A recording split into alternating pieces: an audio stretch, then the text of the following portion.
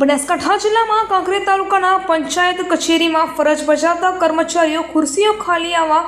અધિકારીઓની તપાસ કરી ઘટતું કરવામાં આવે તેવી પ્રજાની માંગ। બનાસકાંઠા જિલ્લામાં કાંકરેજ તાલુકાના પંચાયત કચેરીમાં ફરજ બજાવતા કર્મચારીઓ ગુલ્લી મારીને સમયસર ઓફિસ કામથી અળગા થઈ રહ્યા છે, ત્યારે હવે ટીડીઓ દ્વારા કાર્યવાહી કરવામાં આવશે ખરા? કાંકરેજ તાલુકાના મુખ્ય મથક શિયોરી ખાતે આવેલ કાંકરેજ તાલુકા પંચાયત કચેરીમાં કેટલાય સમયથી સરકારી બાબુઓ પોતાની વ્યક્તિગત રીતે મનમાની ચલાવી રહ્યા છે અને તાલુકા વિકાસ અધિકારી એમ પંડ્યાની આંખોમાં ધૂળ નાખીને ગુલ્લી મારી નોકરી ટાઈમ કરતા વહીવટી શાખામાં કર્મચારીઓની ખુરશીઓ ખાલીખમ દેખાઈ રહી છે અને હવે કાંકરેજ તાલુકા વિકાસ અધિકારી એમ પંડ્યા પોતે આવા ફરજમાં ગેરહાજર રહેનાર કર્મચારીઓ સામે કડક પગલાં ભરીને દંડનીય કાર્યવાહી કરવામાં આવે તેવી માંગ અરજદારો દ્વારા કરવામાં આવી રહી છે। જો કે વહીવટી અધિકારીઓ હાલમાં પ્રી મોન્સૂન કામગીરી ચલાવી રહ્યા છે અને વરસાદના કારણે જે તે વિસ્તારોમાં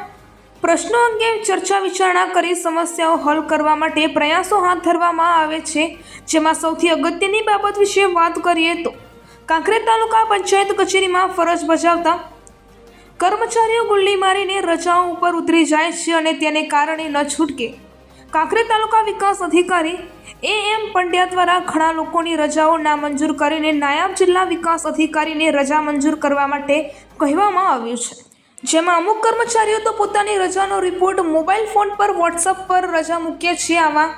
કર્મચારીઓને પણ રજા મંજૂર ન કરવા સૂચના આપી દેવામાં આવી છે। જો કે હવે આ અંગે બનાસકાંઠા જિલ્લા વિકાસ અધિકારી દ્વારા તાત્કાલિક ધોરણે આવા લીવ રિઝર્વ તલાટી જયેશ ચૌધરી અને